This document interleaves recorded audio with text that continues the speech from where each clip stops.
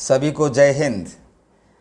मैं तुलसी नायर और आप देख रहे हैं मेरा चैनल सत्यमेव जयते, सत्य केवल सत्य। आज का जो वीडियो में अगेन आरएसए अडूर का जो इलेक्शन हुआ था 11 तारीख, पिछले बार मैंने जो इलेक्शन की जो प्रक्रिया चल रही थी उसका छोटा सा एक वीडियो मैंने दिया था पिछले वीडियो में।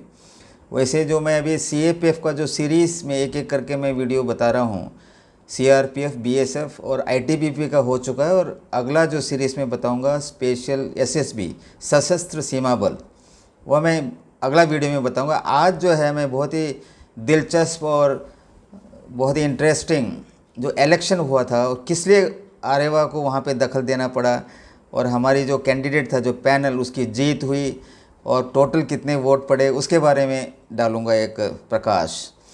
जैसे आप सभी को पता है दिसंबर 2024 यानी पिछले साल एलओआर में मेरी डिस्कशन या मीटिंग हुआ था हमारे वर्तमान डीजीआर जनरल लखेरा सर से।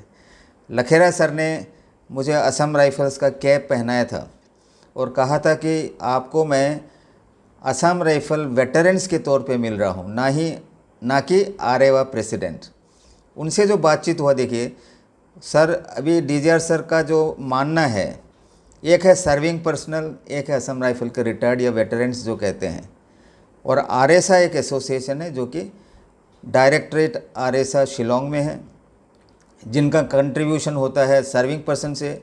और जैसे मैं बार बार बताता हूं कि पिछले जो डीजी सर जो नायर थे उनके साथ हमारा रिश्ता सही नहीं था, जिसके चलते हमें आरएसए के खिलाफ जाना पड़ा और वर्तमान में जो है शिलोंग डिस्ट्रिक्ट कोर्ट में केस जो है विलंबित है, वहाँ पे पेंडिंग पड़ा हुआ है। तो जब उन्होंने मुझे इस प्रकार से कहा तो मैंने भी समझा कि मेरा भी एक रिस्पॉन्सिबिलिटी है। जैसे कि देखने में आया था कई जो आरएसए सेंटर है भारत और इवन नेपाल में, वह गलत कार्य कर रहा है। 5 का मैंने उदाहरण दिया था, पिछले डीजी को मैंने कंप्लेंट भी किया था, उनके ऊपर कोई एक्शन हुआ नहीं है, ना ही मुझे कुछ उसके ऊपर पता है। जैसे RSA Darjeeling, RSA Salugara, RSA Gorakhpur और केरल के जो आरएसए शुरू किया था पिछले जनरल नायर सर ने जो अपने इलाके में, और उसके बाद आता है आरएसए राजस्थान। यहाँ पर जो क्या हो रहा है, इवन हमारे जो विडोस हैं उनसे भी सालाना जो है पैसा कलेक्ट कर रहा है, 500-600 जो भी है, जो कि उचित नहीं है। आरएसए के जो पुराना जो डायरेक्टर था कार्की सर 2IC, उनको भी मैंने कंप्लेंट किया था, उन्होंने लेटर इशू किया है और हाल ही में भी मैंने देखा है लेटर इशू कर रखा है पैसा कलेक्ट नहीं करना, लेकिन इसके ऊपर कार्रवाई नहीं हो रही है। और यदि सुचारू रूप से चलना है, मैंने जनरल साहब से फिर बात भी हुआ था हमारे टेलीफोन पे, मैंने कहा कि इसका एक विज़न डॉक्यूमेंट मैं तैयार करूँगा सर, और उन्होंने मुझे मार्च में बुलाया है शिलोंग में। और इसी के चलते यह बहुत ज़रूरी बनता है कि आरएसए, जैसे अडूर का जहाँ तक संबंध है, पिछले 18 साल से एक ही व्यक्ति जो है वहाँ पे प्रेसिडेंट और उनका जो पैनल चल रहा है, उनका जो एग्जीक्यूटिव मेंबर कहते हैं, ज़्यादा से ज़्यादा जो है पत्तनमथिट्टा डिस्ट्रिक्ट के हैं। और अलग जो डिस्ट्रिक्ट है केरल में जो है एक्चुअल में 2 आरएसए सेंटर है, बिल्कुल इवनली प्लेस्ड है। जो अडूर है 14 डिस्ट्रिक्ट है हमारे केरल में, एर्नाकुलम, इडुक्की, कोट्टयम, आलप्पी, पत्तनमथिट्टा, कोल्लम और तिरुवनंतपुरम, जो 7 डिस्ट्रिक्ट आते हैं इनके अंडर में।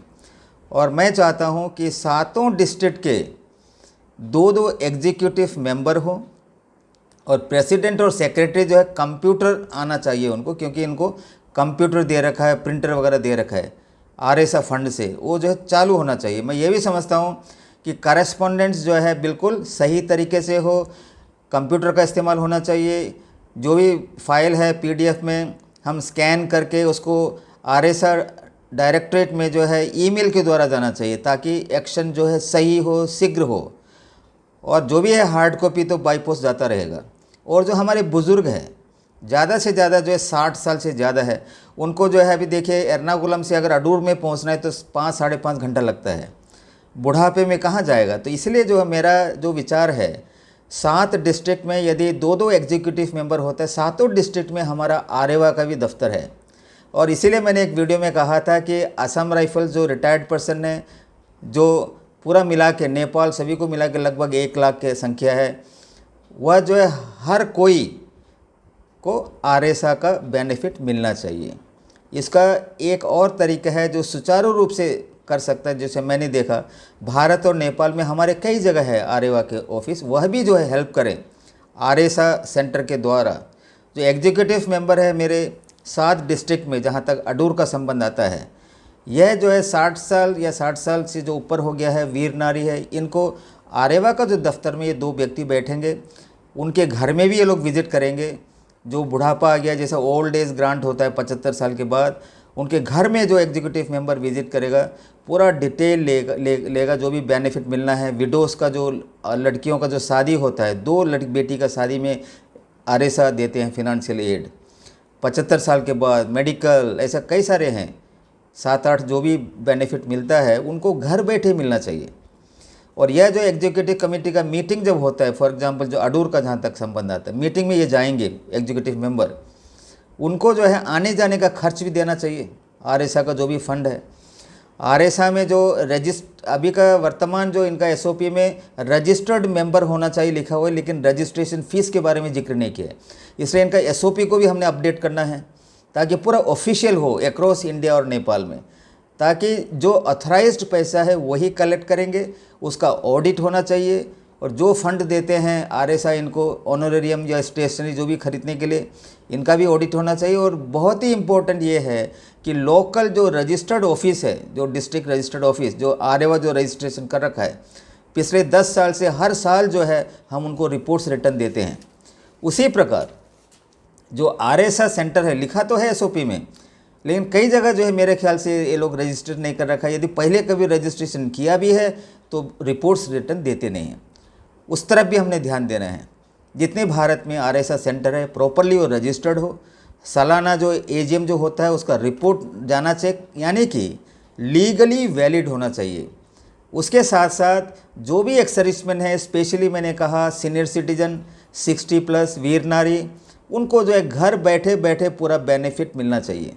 उनके अकाउंट में पैसा ट्रांसफ़र होना चाहिए, कहीं स्लीपरेज नहीं होना चाहिए। यानी कि फ़िलहाल जब हम देखते हैं लोग जो है अपने अकाउंट में पैसा डाल रहे हैं, देखिए इवन जो ईसीएचएस का मेंबरशिप के नाम पर भी लोग पैसा कमा रहे हैं, जो आरएसआ के सेक्रेटरी वगैरह बन के बैठे हैं। बहुत गलत चीज़ है, इसको सुधारना है मेरा काम। मैं समझता हूँ ये रिस्पॉन्सिबिलिटी मैंने लिया है।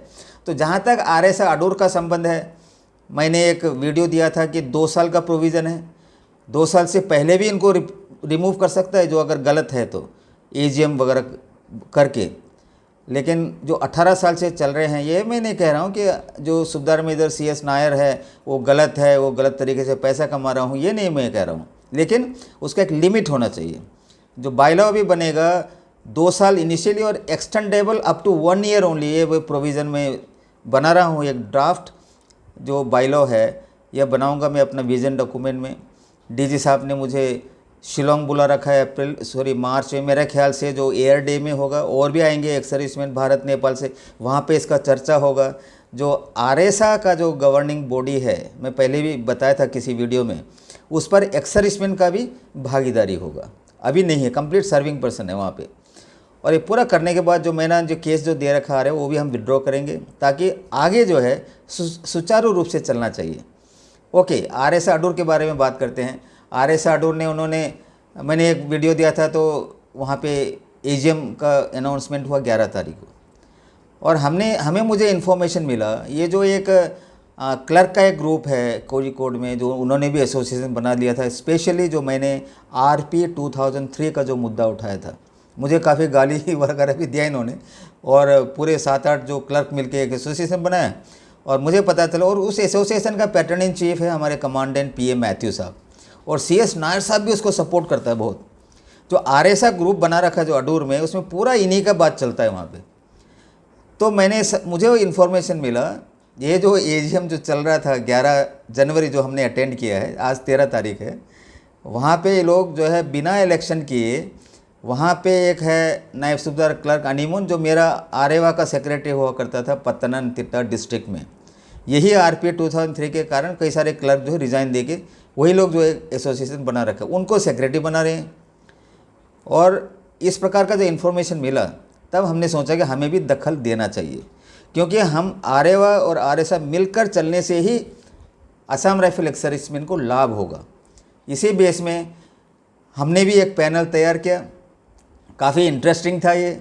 वहाँ पे जो है देखा है हमने, नायर साहब और हमारे जो पीए मैथ्यू साहब ने बिना कोई इलेक्शन के इन दोनों, एक को ये जो अनीमोन को जो है सेक्रेटरी बनाने की कोशिश कर रहा था। तो हमने बोला नहीं, ये होगा नहीं, ये इलेक्शन होना चाहिए। तो वहाँ पे इलेक्शन हुआ। जो वीडियो आपने देखा पिछली बार, हमारे कमांडेंट शशींद्रन सर को प्रिसाइडिंग ऑफिसर बनाया गया, चेयरमैन इलेक्शन कमेटी का, और कमांडेंट पीए मैथ्यू साहब और मुझे मेंबर बनाया गया। देखिए 3 आदमी हम स्टेज में थे। वहाँ इन्होंने क्या किया, हमने एक सूबेदार डेविड जो आरएम से आते हैं, वो उनको हमने प्रेसिडेंट का नॉमिनेशन बनाया था, लेकिन उनको पता चल गया तो फट उन्होंने उससे फ़ोन करके, दोनों ने फ़ोन किया उन्हें, कमांडेंट मैथ्यू भी और CS नायर ने, बोला कि आप हमारा कैंडिडेट बन जाओ। ऐसा करके फिर उनके जगह पे हमें एक सूबेदार दिवाकरण सर, बहुत ही एजुकेटेड, काफ़ी ऑनेस्ट व्यक्ति है, ARTC में हम एक साथ थे सिग्नल के, तो उनको हमने बनाया पैनल में। तो इलेक्शन में जो आमतौर पे होता है, जो टर्न कोट जो बोलते हैं, वो डेविड साहब यहाँ से उस तरफ छलांग मार दिया। वो लोग सोचने लग गया कि पीए मैथ्यू साहब है, पत्तनमथिट्टा डिस्ट्रिक्ट है, सभी लोग आएंगे, और क्लर्क ने काफ़ी जोर लगाया वहाँ पे, उनका चेहरा भी दिखने को मिला वहाँ पे। तो इलेक्शन में देखिए टोटल जो है हमने जो वोट वहाँ पे दिया, कई लोग तो चला गया, देखिए जो काफ़ी लेट हो गया ये इलेक्शन करते करते, करीब 100-150 लोग तो खाना खा के चला गया, जो हमारे सभी मैक्सिमम हमारे आरएवा का सदस्य है। 419 वोट पड़ा, देखिए टोटल, केवल वहाँ करीब 600 के करीब लोग आए थे, 600-650। उसमें हमारे जो पैनल था उसको 288 वोट मिला, उनको जो डेविड साहब की जो पैनल था उनको 119, और इनवैलिड हो गया 12, क्योंकि कई लोग ने अपना नाम नहीं लिखा, केवल वो जो कैंडिडेट के नाम लिखे, उनको इनवैलिड घोषित किया गया। मैं और हमारे कमांडेंट पीए मैथ्यू साहब और इनके चेयरमैन कमांडेंट शशींद्रन सर जो है गिना, उसको टोटल पूरा करेक्ट किया, अनाउंसमेंट कर दिया। तो खुशी की लहर चला गया, जैसा कि पॉलिटिकल पार्टी में इलेक्शन होता है। हमारे ये जो रघु है स्टेट सेक्रेटरी, काफ़ी स्मार्ट है, और एर्नाकुलम का जो सेक्रेटरी है टॉमी पॉल, हमें भी पता नहीं चला, फटाक से जाके माला फूल वगैरह लेकर आया। वहाँ हमने जो नए जो प्रेसिडेंट सेक्रेटरी को माला पहनाया, CS नायर को भी विदाई किया, क्योंकि 18 साल बाद वो स्टेप डाउन कर रहे थे। और काफ़ी खुशी हुआ कि ऐसा एक इलेक्शन हुआ। और जो मेरा प्लान है, देखिए दोनों जो है क्वालिफाइड है। जो हमारा एक ग्रुप है नायब सूबेदार GD से आते हैं, उनको भी कंप्यूटर वगैरह चलाना आता है, वो अभी सेक्रेटरी बना है नया। और सूबेदार दिवाकरण साहब जो है प्रेसिडेंट है, काफ़ी एक नेक और ऑनेस्ट इंसान है। और हर ज़िले से 2-2 अच्छे व्यक्ति को हमने चुना है एज ए एग्जीक्यूटिव मेंबर। अभी जो नया जो कमेटी बनेगा, जो मेरा जो प्लान है उसके अनुसार चलेगा और सुचारू रूप से चलेगा। हमारे केरल के एर्नाकुलम से इस तरफ जो भी है 7 डिस्ट्रिक्ट, उसके बुढ़े लोग जो भी है, वीर नारी, सभी को फ़ायदा होगा इससे। और यही जो प्लान हम कोझिकोड में भी करेंगे, क्योंकि वहाँ भी सही काम नहीं चल रहा है, करप्शन है वो, हमारे पास डॉक्यूमेंट्री प्रूफ है। यही प्लान हम दार्जिलिंग में करेंगे, यही सालूगढ़ा में करेगा। सालूगढ़ा में भी वो घर में चला रहा है आरएसा कई साल से, पहले सेक्रेटरी था, वही व्यक्ति प्रेसिडेंट है। हर साल जो है पैसा ले रहे हैं लोग रेसिप्ट दे के, और मैं इसके बारे में दोबारा मैं DG साहब को बताऊंगा। और अभी वहाँ पे ये जो राजस्थान में भी गलत काम चल रहा है, वो अपने अकाउंट में पैसा डलवा रहा है। तो इस हिसाब से जो है नेपाल और भारत में आरएसा जो है काफ़ी बढ़िया होगा, इससे फ़ायदा होगा हमारे बुड्ढे जो आसाम राइफल के एक्स-सर्विसमैन हैं। और यह जो है सभी ने सपोर्ट करना है, क्योंकि मेरा कोई वेस्टेड इंटरेस्ट नहीं है, केवल इतना है कि आरएसा जो सेंटर है उसको बिल्कुल और तगड़ा बनाना है, स्ट्रेंथन बनाना है। समझ में आ गया होगा आप सभी को। आप देख रहे हैं मेरा चैनल सत्यमेव जयते, और मैं हूँ तुलसी नायर। आज तक इतना ही। जय हिंद, जय भारत माता, धन्यवाद।